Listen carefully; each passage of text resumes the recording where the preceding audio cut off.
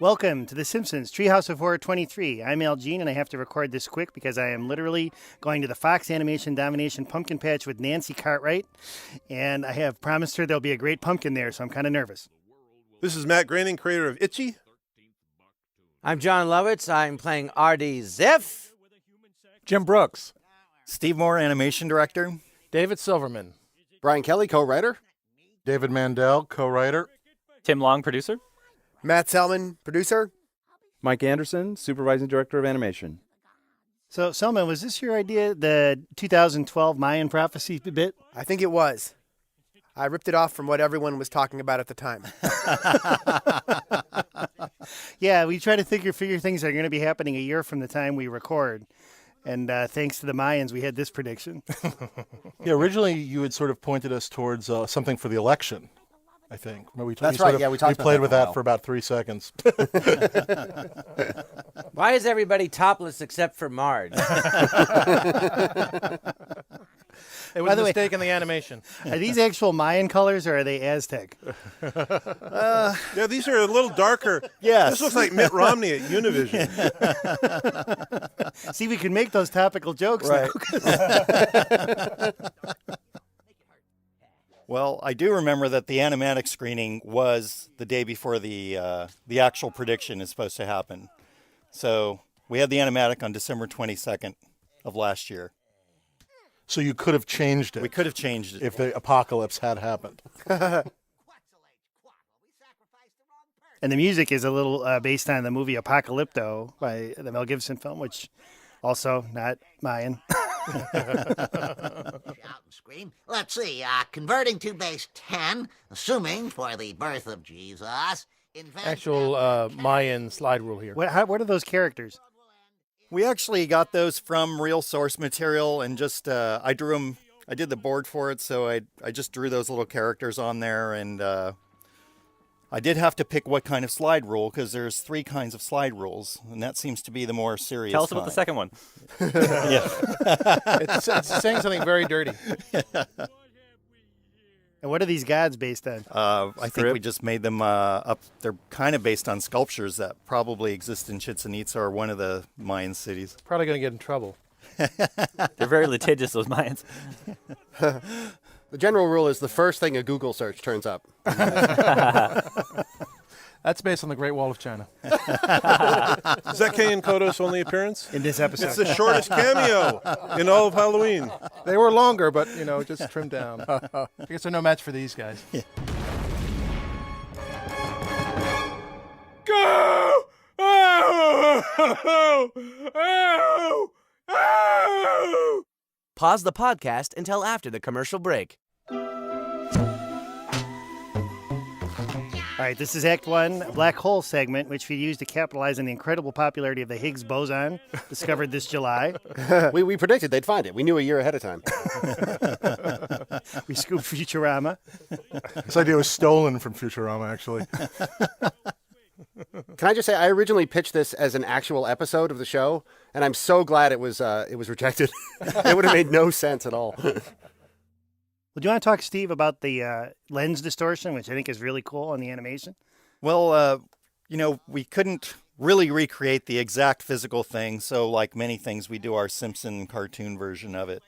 And you do have to kind of go back and look at the real thing and then distill it for comedy.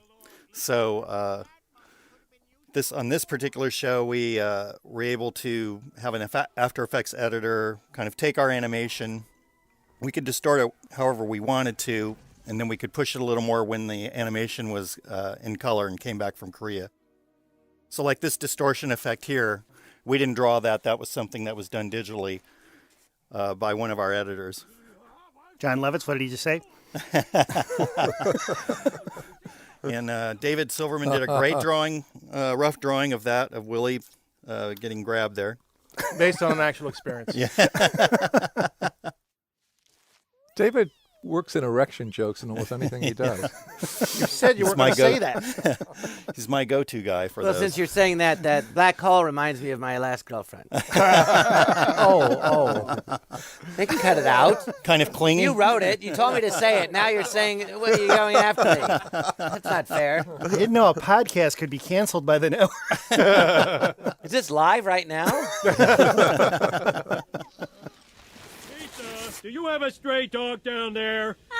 It's a lot worse than a stray dog. One thing, we always do these EC comic parody names and the Halloween shows. With the wide screen, it's a lot easier. We used to just blur up the whole first act with these. And there's like people's names where you go like, I'm, scary and horrifying. You go like, which person is that? Never comes out. But some think they may be a gateway to other universes. That's true. You notice that our credits don't get sucked into the black hole. So, just for you animation insiders, the effect of the black hole on their hair, it's the same effect when I tell an artist to draw it as if there's wind blowing. So we got the same effect for same animation for the same direction. I think it's the most realistic looking, totally unrealistic black hole ever. I think it looks really cool. They do say these should exist. This is mini black holes are like physically possible. Well, they just haven't. Supposedly, if they were created in the collider, they would evaporate almost instantly. According to Google. According to Google. According to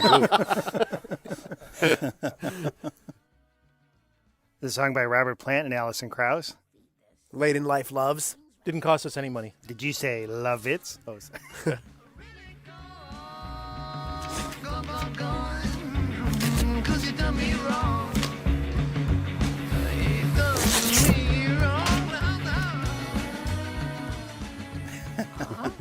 By the way, I think it was so great to soft pedal the sound of all this at the mix. I think a lot of this, if it had been at all noisier, it would have killed the joke.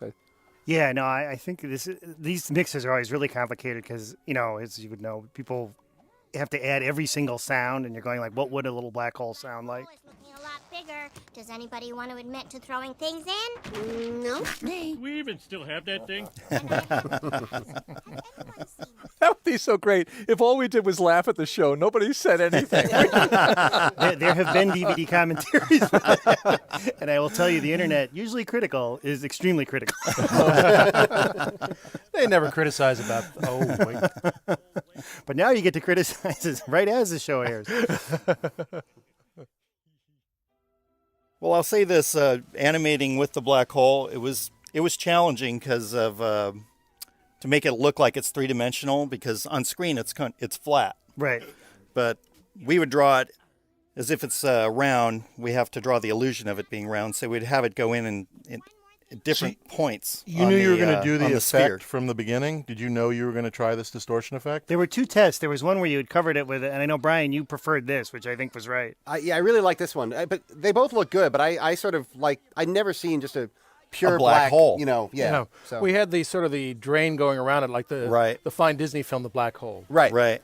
Which is, I think, You're another reason why we didn't go for that. That round hole is not round? It's actually, it is round. You just can't see its roundness because it's black. I don't know. It looks round. Yeah, it looks pretty round, Steve. Was this the most complicated act in terms of drawing? Oh, definitely. By a I wide think this margin. was probably the hardest thing I've ever done, animation-wise. Really? Really, yeah, because there's so many scenes and so many things going into it. I don't think we're working hard enough. Yes. I think it's great, Steve. man. That's really cool. Really great. It's very psychedelic. Trans-dimensional visitors. We have received your Notice they have chins, ladies and gentlemen. Yes. This was the episode you showed at Comic-Con, too, and I remember the whole giant audience just was crazed over the whole thing, just laughing throughout. It was great to see it, just like the movie, Hard to get an audience at Comic-Con to be crazed. Very sedate.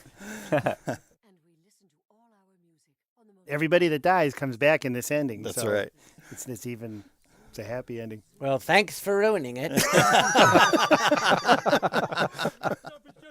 Wonderful stuff. Enjoy it. Zune. Pause the podcast until after the commercial break. All right, here's the new act. Our parody just in time of that fresh found footage concept. We're really on top of things, folks. If anyone finds this footage after we're all missing or dead, remember me as a hero. Dad, you forgot to pick me up after Little League. You tossed your car keys in my bean plant. A hero! Homer, is that my camera? Now, the complexity in this act, if I may say, it's that everything is shot from the point of view of a mounted camera, right? Right.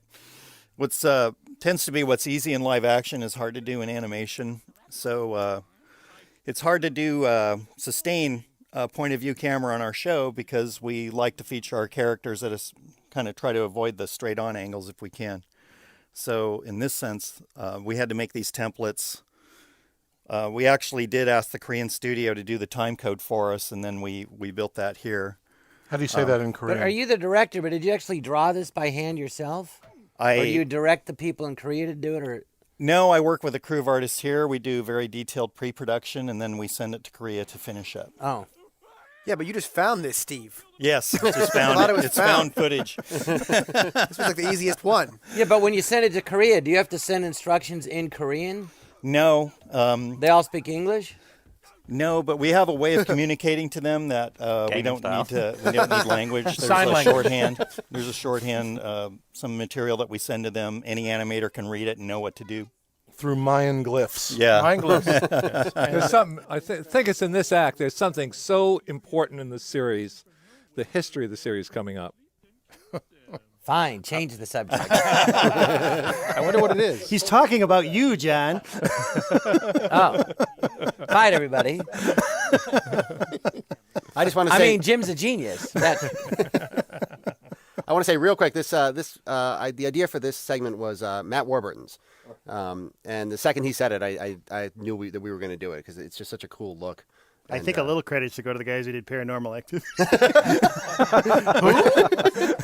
This is dedicated to the guys that did Paranormal Activities 2 and 3, but not 1. Those guys are bums. We spit on them. This has one of the things that we saved on this, not very many backgrounds. Okay, here it is. I say this is one of the greatest piss jokes ever. This, come on. And I remember I was part of the one in Big where it just lay there. Well, we had a big debate about the seat being down and ultimately decided that that's Homer. Yeah. Well, Matt and I had a debate about whether you'd hear the urine or not. Yeah. There was a version of it with that's what killed it in Big. That's what I think. That's what I reflected No, I think Matt's on that. right. He said no, The no movie noise. Big? no noise. The movie Big. Yes. Yes. So you are talking about me. Because I was in it. You've just been hanging on to Jim like a barnacle, haven't you? But I think if you have to name the top 5 piss jokes, and you saw this, you'd have to put it on the list. This one's good. The one in League of Their Own. Who was in that movie? Me again. Oh, wait a minute. That's where the piss joke was that didn't work. Yes. With it Tom wasn't Hanks? Big. It was League of Your Own, where Tom Hanks acted it, and I think it was that we just did the noise of it. There was a lot of What noise did you have in to there. do with A League of Their Own? Did you produce it? No, a friend of the films. Oh. You ever do anything for free just to be a nice guy? No! You know that's why you were in The Critic, by the way. Because Jim came from that. He goes, you were so good. This is true. You were so good in that movie. Oh, You I should know. do a show with Sort you. of discovered you, man. Jim said we should I know. I write, appreciate all the work you've all given me. we should I write really you a do. show, but not have you to a deal till we had it written and only you could be in it. No, the truth is, and when The Simpsons came on, I'd watch it all the time. It was great. I never thought I'd be a part of the show. So I actually do feel honored to be a part of this. I really do. Because it's such a, classic show. I shall take your favorite child. I thought I was the favorite. Why aren't the other people here that are the regulars? Well, apparently they like you. It's been 25 long years, man. Demon, you. I guess it's one of those things a dad has to do. Now, this was a twist where we originally had Homer being the one saying cinnamon, and then Matt pitched that it's the demon saying cinnamon, which I think is very funny. Cinnamon, cinnamon, cinnamon, cinnamon! Pause the podcast until after the commercial break. You know, it's really not fair. You're charging $200 for a comic that says 25 cents on the cover. The only way to buy that comic book for 25 cents is to go back to 1974. This was always my dream as a kid, to go back with a roll of dimes and buy Fantastic Four #1. And this music obviously is inspired by Back to the Future, which I just read was the slowest movie ever to gross $200 million. The slowest? The slowest to reach it after 400 days. Wow. Wow. That's a real Hollywood stat.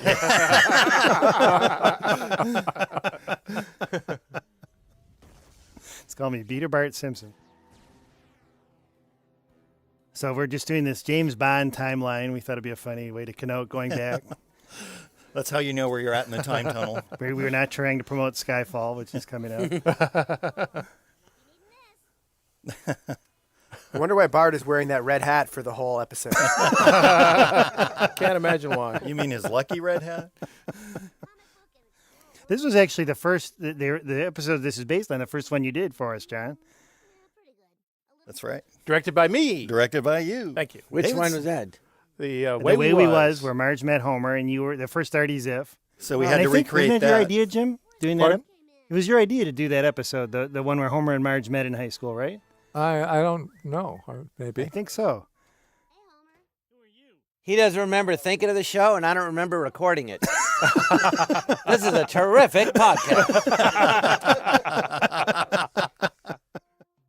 This was Dave's idea, and his original draft was a very loving tribute to that episode. There were a ton of jokes. Just thought it would be neat to go back into an old episode and It's just really cool. really recreate it and have the music and everything. Yeah. Very back to the Here's my $1 million idea. Here's my $1 million idea that we cut the Simpsons together again in chronological order. Right. Like Godfather 2, that version of the Godfather they show, yeah. I've been told, by the way, Close to You only gets licensed for Homer and Marge now. It was in the Simpsons movie, and it's in this episode, and it was their original theme music.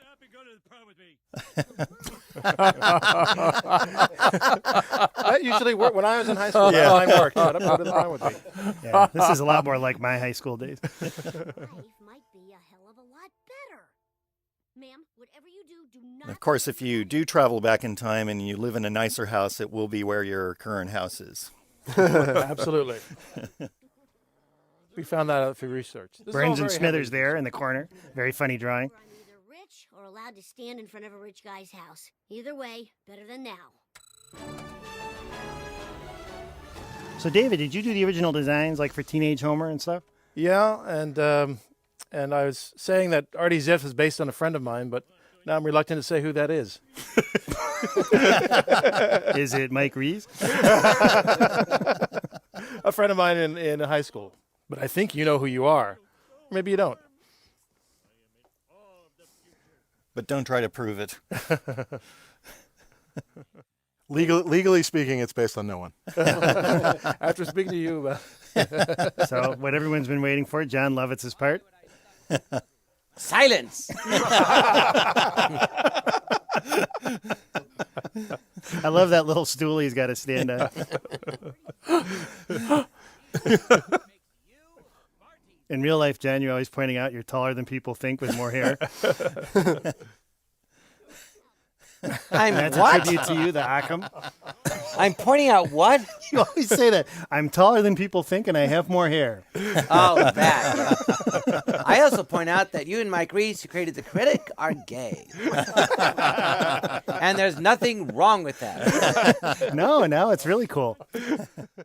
When we were promoting this episode, we didn't use the word Jewfro enough. We used it a lot, Matt. Dave, you want to tell everyone very quickly the original ending of this episode, which I loved? Oh, it was originally that Marge became attracted to Bart, and he had no problem with that because she cooked all his favorite foods and did his laundry and stuff. They were about to get married when then the ending is kind of the same. Yeah, it was deemed for some reason a little creepy. That was its point. But this isn't creepy. Well, I just love drawings like this. These are Every just version great. of Homer. Really funny. I like one eyeball Homer. And this is sort of a reference to Time Bandits also, which is one of our favorite movies. Yes. Which has the gathering the guys from the past for a big super fight ending. Okay, guys, let's regroup. We'll come back with more Homers and start fresh in the morning. That's a reference to when we stop our script writing and come back fresh in the morning. Well, we had to make up a few extra Homers to fill up the shot. I think we made up the Napoleon and the Elvis one. Those are easy to go to. Poor, sweet, simple Homer. I have to say, I hope Bart's haircut never shows up in another episode. This is my favorite joke right here. Can you caveman Homer? That's Renaissance Homer. That's the line. A little note, these Halloween shows are always too long, so that's why we have the credits starting on the last joke. We just literally put every, second we could on the air. It's always me. And then we conclude with a medley by Alf Clausen of the different themes from the episode. That's Yardley's credit, your name here. Lovitz, imaginative name. Hey, that's my real name. It's very imaginative. Well, these shows are genius. That's all I have to say. They're a lot not of work. because I'm in it. More. I do think this is one of the most ambitiously directed episodes we ever did. It was really a great job. An Steve, amazing and everybody. job. Nice job, Yep. Steve. Thanks so much. And I'm going to say thank you. This was my first Simpsons credit. I always wanted to do it. I had always hoped John Lovitz wouldn't be in it, but thank you. What? You bastard! I'm Artie Ziff. I love this room. Very pleasant.